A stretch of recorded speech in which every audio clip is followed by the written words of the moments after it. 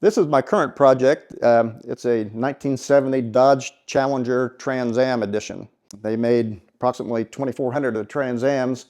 This has a 340 six-pack engine. It's a 4-speed car. This car I've taken completely disassembled, built a rotisserie myself to put it on, and I have replaced a lot of the sheet metal on it. Anything that looked like it was marginal, I cut it out and put new in. This has been a 2-year project so far, and I'm just going back together now. So I spent probably 8 months doing body work and blocking, sanding.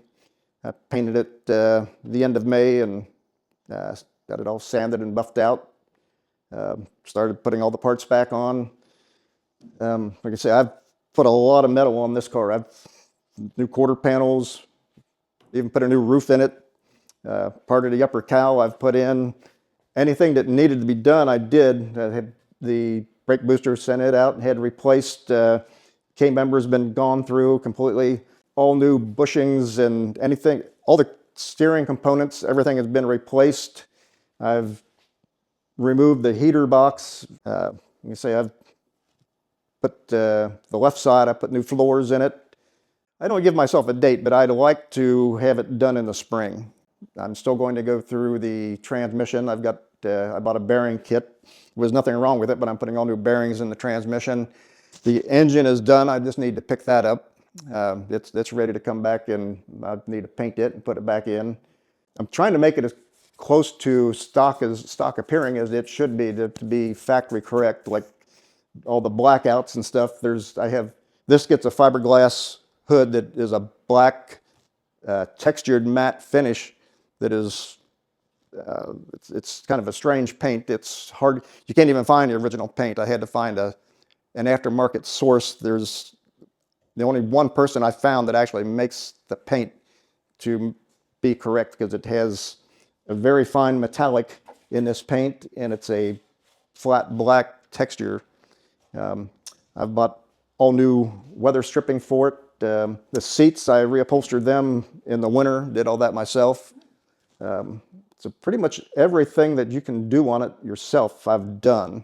Say I sent the engine out to a machine shop and have that engine gone through and rebuilt and changed a few things in it. It's a 340 with 3 deuces on it. In the Dodge line, it's called a 340 six-pack. In the Plymouth version, they called it a 340 six-barrel. They were only built 1 year, and they only put them in the Trans Am race cars, either the Trans Am Challenger or the AAR Cudas. That's the only things that's the only one they put it in it. When it's done, it'll have a longitudinal stripe that goes down through here and kind of comes up right in here, and then it has a 340 six-pack call out on the side of the front fender right there, and that matches with the black hood. It's a matte black finish. I've got all new glass for it, so basically everything going back in it, it's going to be new. I've replaced the radiator core support, replaced that, replaced both inner fenders. The upper half of the cowl right here had rust in it around the windshield, so I cut the upper half of the cowl out of it and put a new cowl in it. All new brake lines, fuel lines. Basically, it's going to be about 90% a new car when I'm done. So that's been about a 2-year project. And when I was 18 years old, I bought one brand new off the showroom. It was a blue Trans Am Challenger. It was the first new car I ever bought, and wanted one. I found this one about 25 years ago, and it was a true Trans Am.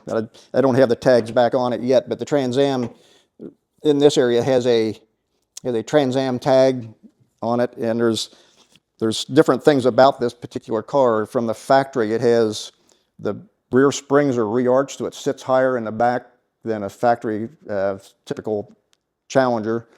It has side exhaust on it. It comes out in front of the rear tires from the factory. It has fiberglass hood from the factory.